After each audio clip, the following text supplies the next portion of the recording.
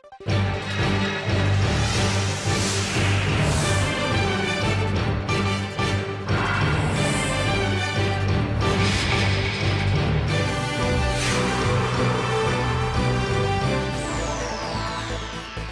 up on this edition of Arirang News, South Korea expresses deep regret over Japan's review of its 1993 Comfort Women apology. The Korean government leans towards opening up its rice market as its agreement on a rice import quota with the WTO is set to expire at the end of this year. And the U.S. decides to send up to 300 military advisors to Iraq to help the government there hold off the advance by Sunni militants. Hello and welcome. Thanks for joining us tonight. I'm Kang Tae-ri in Seoul. The Japanese government has released the results of its review of the so-called Kono statement to Japanese lawmakers. For the latest, we connect live to our foreign ministry correspondent Hwang Sung-hee at Seoul's foreign ministry. Sung-hee, what can you tell us? Churi, the results of a government-conducted review on the Kono statement was submitted at a House of Representatives Budget Committee meeting earlier on this Friday afternoon. The statement was issued back in 1993 by then Chief Cabinet Secretary Yohei Kono, and it acknowledged for the very first time the forced sexual enslavement of women by the Japanese military during the Second World War. Now, in February, the Japanese government formed an inspection team with 5 members, consisting of lawyers and experts, to re-examine how the statement was put together. According to Japanese media, the report released today claims that the Korean government played a role in the text of the Kono statement through discussions with Japan. The report says Seoul and Tokyo agreed to keep their dealings a secret. In addition, it also claims the Japanese government did not verify the validity of testimonies given by 16 Korean comfort women, which were the basis of the Kono statement. Cherry? I see. Now, of course, just the idea of Japan going back and reviewing the statement is not going to be received very well by the South Korean government, right? True. The South Korean government expressed deep regrets over Japan's re-examination of the Kono statement, saying Tokyo ignored Seoul's calls that such a review would be meaningless and unnecessary when it already said it would uphold the statement. In response to the claims made by Japan, South Korea said the statement is not a pact between the two countries, but a document carrying the Japanese government's stance based on its own investigations. It added that it had unofficially offered its opinion on the statement due to Japan's persistent request to do so. On Tokyo's remark that Japan did not verify the validity of the testimonies given by the Korean comfort women, South Korea said their testimonies are the strongest pieces of evidence over any existing document. Cherry? All right, thank you very much, Sung-hee, at the top of the story there. Now, Japan stands in great contrast when it comes to handling its wartime atrocities compared to Germany, that is. Almost 70 years after the end of World War II, German authorities this week tracked down a former Nazi who's been living in the U.S. for decades now. Our Kwon So-ah tells us this 89-year-old man will likely be extradited to Germany to answer to the long-standing charges against him. Nearly 70 years have passed since the Second World War ended. 89-year-old Johann Breyer was 17 when he joined the Nazi military as a guard, and for the past 6 decades has been living in the United States. But this week, Breyer was arrested in Philadelphia upon Germany's request on charges of having aided in the killing of 216,000 German, Hungarian, and Czechoslovakian Jews in Auschwitz. His guarding in the Death's Head battalion that he belonged to made it possible for those killings. There's a good chance that Breyer will now be turned over to Germany, as the U.S. has an extradition treaty with the country. 10 years ago, a U.S. court ruled that Breyer was not responsible for his acts during World War II because he was so young when he joined the Nazis. Breyer, who has been living in the States since the 1950s, has claimed he was forced to carry out the heinous acts. Despite that, Germany never stopped looking for evidence and recently found out that Breyer had received several awards for his active participation in the genocide of Jews. Germany's persistence in punishing those responsible for past wrongdoings continues to gain attention here in Korea, as it stands in stark contrast to Japan's attitude towards its past atrocities. Japanese authorities have done little to nothing to compensate or apologize to the women that were forced into sexual slavery by Japanese troops in the early 20th century. Kwon So-ah, Arirang News. And another source of tension between Korea and Japan, the South Korean Navy conducted a naval firing drill on this Friday in waters off the Korea-controlled Dokdo Island in the East Sea. The Japanese government requested on Thursday that Korea call off the scheduled 3-hour drill, saying it takes place in Japanese waters. South Korea's foreign ministry says the drills actually take place well within Korea's maritime borders. And the ministry added Tokyo's opposition to the exercise does not make sense at all.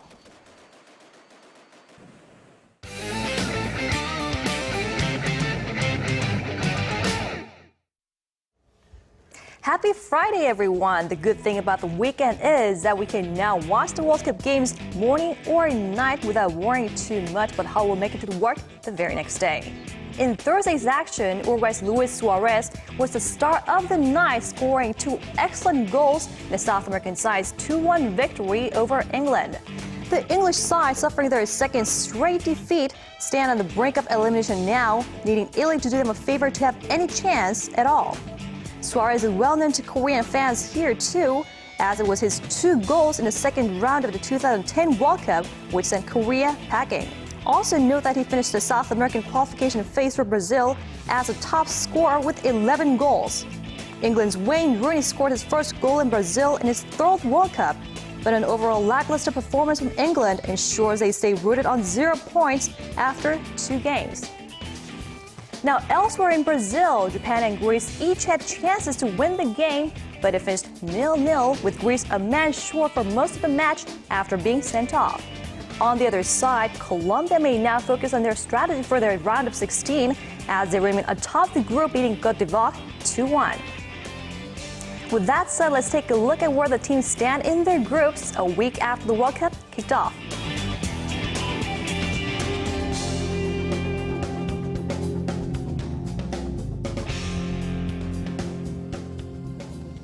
Now back in Iguazu Falls, Team Korea are busy preparing for their second group match. They had a day to recover with kimchi and beef after the Russian match, but they're back in the field now prepping for Algeria, the game they will be looking to win to give them a great shot at getting to the second stage. And they're certainly not short of confidence going into Sunday's match. The draw against Russia got us a point, and I witnessed how my team gave it their all during those 90 minutes. I'm sure my players will be in even better condition against Algeria. We've been studying how the Algerian side plays, their positions and characteristics. We are going to monitor their games in even more depth in the coming days. Team Korea's second match against Algeria kicks off at 4 p.m. Sunday local time. And here's a look at the game scheduled for this Friday and the weekend.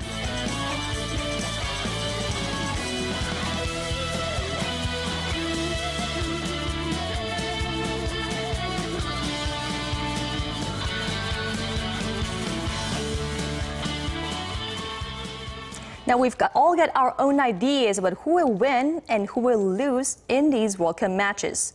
But a Korean broadcaster has set himself apart from the competition for his spot-on predictions. It's the former national team defender Lee Young-pyo, who is now doing play-by-play for a national broadcaster at the World Cup. Our Shin Se-min tells us more about the retired footballer who's earning more fame now for his expertise. Paul, the octopus, and the prognosticating turtles of Brazil have nothing on Korean broadcaster Lee Young-pyo. The commentator for Korea Broadcasting Station has been accurately predicting the winners and even the scores of this year's World Cup in Brazil. Early on Korea's match against Russia this week, Lee, a retired Korean national soccer player, said forward Lee Geun-ho was capable of piercing the Russian defense and added that if Team Korea could hold on until the 70th minute of the match, a chance would present itself. And one did. 60 minutes in and just 12 minutes after stepping onto the pitch for the first time, Egan Ho fired a long-range shot that found its way to the back of the net. But commentator Yi's predictions don't end there. Last month, during the World Cup preliminary ground stage, he said that the Spanish national team was entering a dark period. That turned out to be an accurate call, as well as the defending champs have already been knocked out from advancing. Yi's prediction for the games and scores between Italy and England and Ivory Coast against Japan also turned out to be right. Lee, an ex-Tottenham Hotspur defender, insisted that his forecasts were hardly lucky guesses, but that hasn't stopped people from referring to him as the next Paul the Octopus. Shin Se-min, Arirang News. That wraps up our World Cup update for this Friday, and do not miss our live coverage of the nationwide cheering for Korea's next game on Monday. Have a wonderful weekend filled with football fever. For the latest in news that impacts Korea and the world, join Kang Chae-ri for a lively half hour that covers politics, business, international news, and much more. Live at 8 every weeknight on Arirang TV. Human Rights Council headquarters in Geneva on Thursday, finding ways to cheap produce pouring into the Korean market has always been a concern for the country's free trade negotiators, as it could jeopardize the livelihoods of local farmers. But after tapping hard on a calculator, the government is hinting at a different outlook for the country's rice market. Hwang Jie tells us more. Rice, Korea's staple food, holds symbolic meaning when it comes to free trade agreements, not just because local farmers would take a hit with massive flows of cheap foreign rice, but because it's directly connected to the nation's food security. And that's why Korea, under 1993 agreement with the World Trade Organization, agreed to gradually raise its rice import quota, expected to reach over 400,000 tons this year, in exchange for delaying the opening of its rice market. But the government on Friday seemed to have changed its mind, saying it's moving toward liberalizing its rice market. Officials from Trade and Agriculture Ministry said that the cost of postponing rice market liberalization and raising the import quota to an even higher level is just too big, especially when rice consumption continues to drop in the nation. In 2012, Korea spent some $290 million to import around 360,000 tons of rice under its import quota. While the nation's rice market will inevitably open up, experts still say that measures to protect the nation's rice production is critical. Demand for domestically produced rice will exist, just like beef, so measures like setting up high-end marketing strategies for Korean rice will be needed to protect the local markets and farmers. Experts add that rice market liberalization could also create a leeway for other free trade negotiations, which are important for a country that's heavily dependent on exports. But facing strong opposition from local farmers in parliament, a final decision on opening the country's rice market remains a tough task. An official announcement is expected to come around next week. Hwang Jie, Arirang News.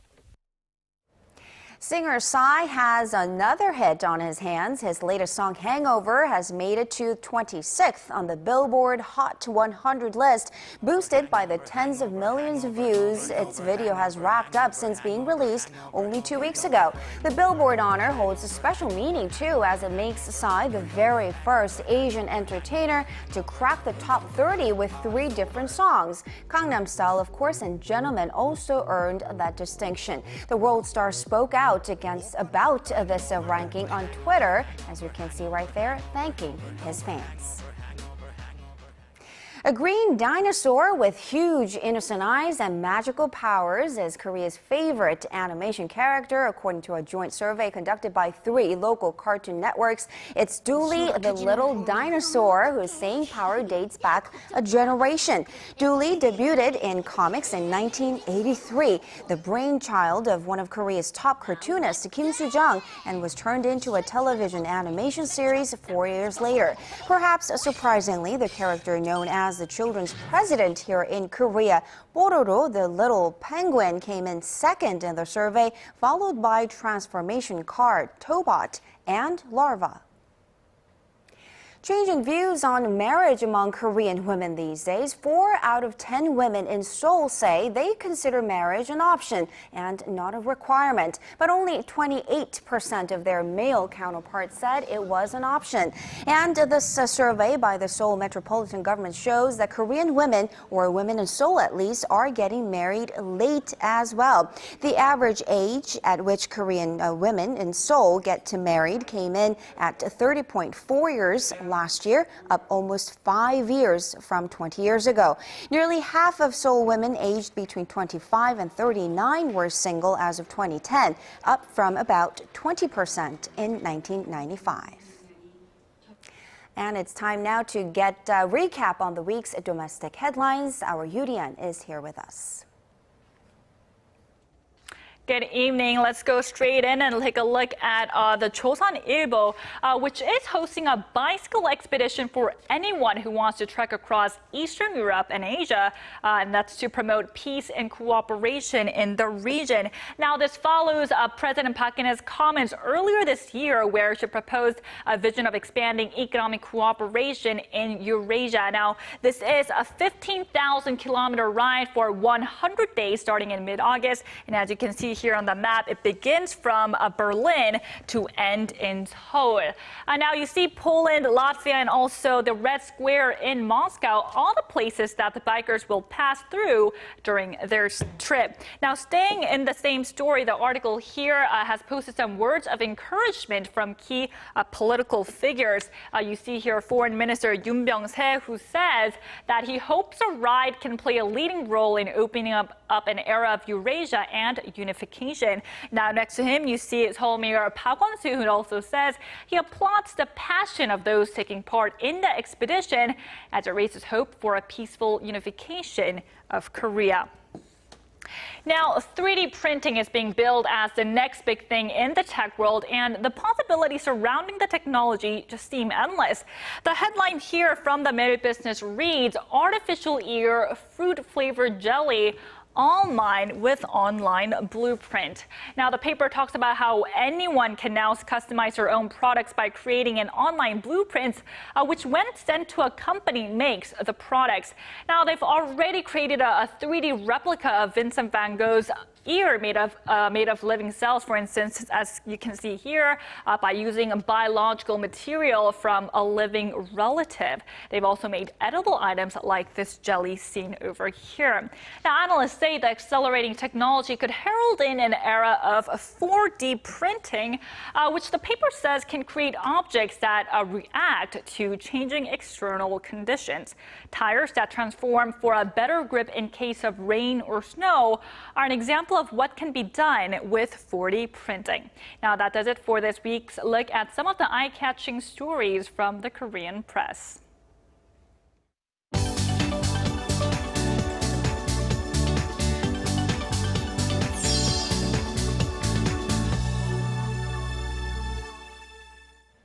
The U.S. says it's sending 300 military advisors to help the Iraqi government in their fight against Sunni militants. For more on this story, Paul E. is joining us from the News Center. Paul, will this help from the U.S. finally tip the scales a bit against this insurgency?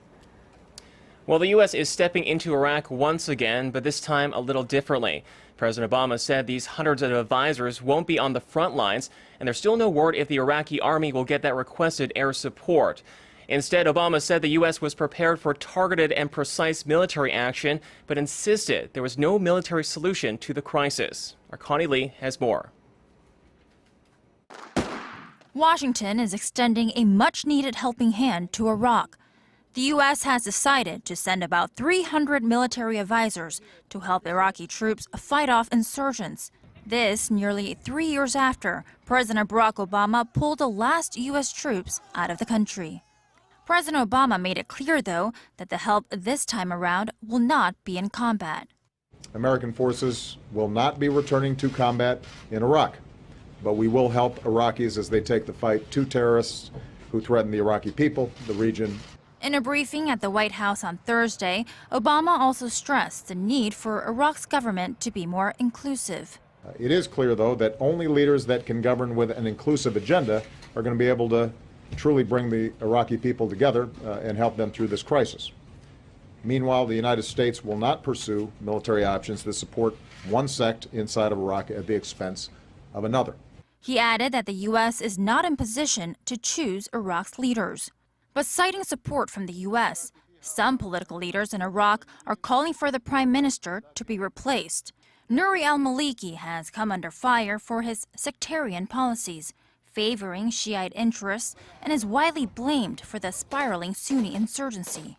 The insurgents, called the Islamic State of Iraq and the Levant, or the ISIL, are now in control of many of Iraq's northern cities. And the ISIL, now eyeing Baghdad, poses the greatest threat to Iraq's security since the U.S.-led invasion back in 2003. Connie Lee, Arirang News. And Paul, turning now to Europe, Chinese Premier Li Keqiang has arrived in Greece. He's been sort of keeping things busy with diplomacy. What's on the agenda for China's #2 leader in Greece? Well, Premier Li says he hopes to deepen mutual political trust, expand bilateral cooperation in a wide range of areas, and promote cultural exchanges between the two nations. Upon arriving in Athens International Airport on Thursday, Li was greeted by Greek Prime Minister Antonis Samaras at a welcome ceremony. During his 3-day visit, Li is scheduled to meet with top Greek leaders, including President Kyrios Papoulias, as well as address a forum on bilateral maritime issues. On the economic front, the two countries are expected to sign more than 20 cooperation agreements and business contracts in fields such as trade, investment, shipping, and technology. Greece is the final leg of Li's two-nation European trip.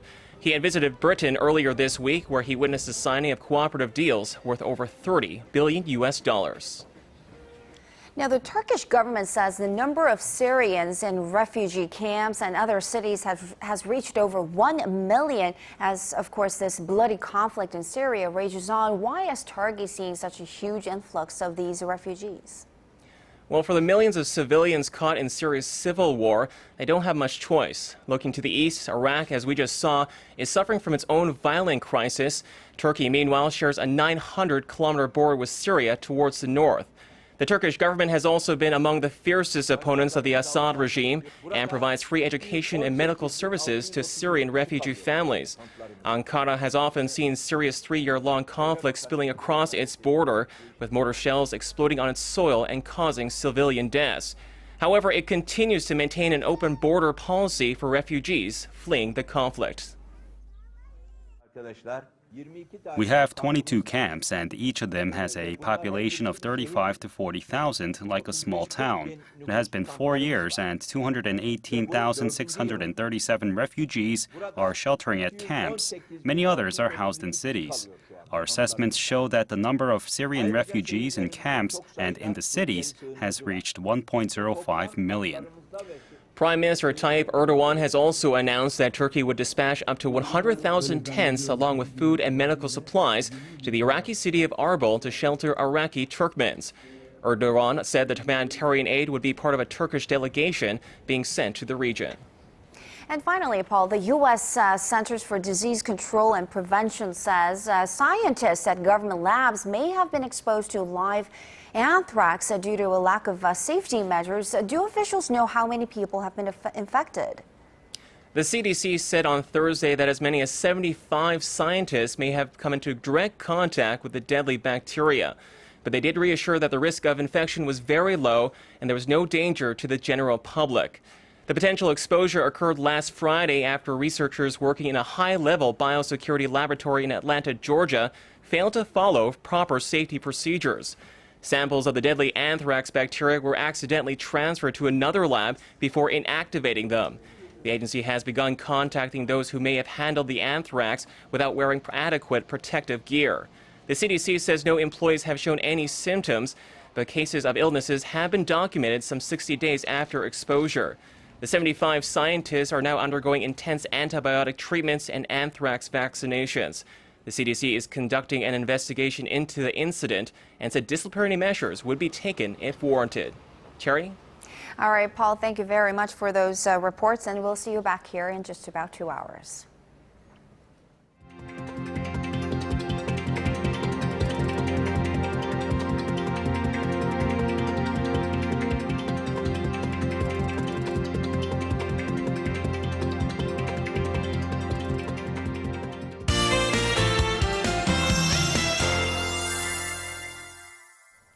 And of course, for weather updates, our Kim Bo-kyung is joining us at the Weather Center. Bo-kyung, it's been pretty cloudy today. Are we getting more showers? Yes, so those of you on your ways out from the office might want to grab an umbrella.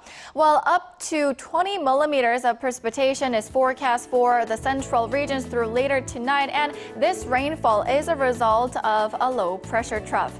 Unlike Korea, weather over in Brazil looks to be sunny with daytime highs reaching the low to mid-20s. Well, monsoon fronts should hit Jeju tomorrow evening, leading to late night showers there. In the meantime, us here in the central regions are looking at another day with sporadic sprinkles, so an umbrella will come in handy. Other than that, we are looking at sunny skies by Sunday. Taking a look at tomorrow's readings, Seoul and Gwangju reach 27, while Daegu and Busan make it to the mid-20s. On to other places, Daejeon peaks at 26, Dokdo and Myeongkang reach the high teens. Hope you have a wonderful Friday evening, and back to you, Teddy. Thank you very much for that. And that does it for now. Thanks for watching. But I will see you back here at 10 p.m. Korea time for Primetime News.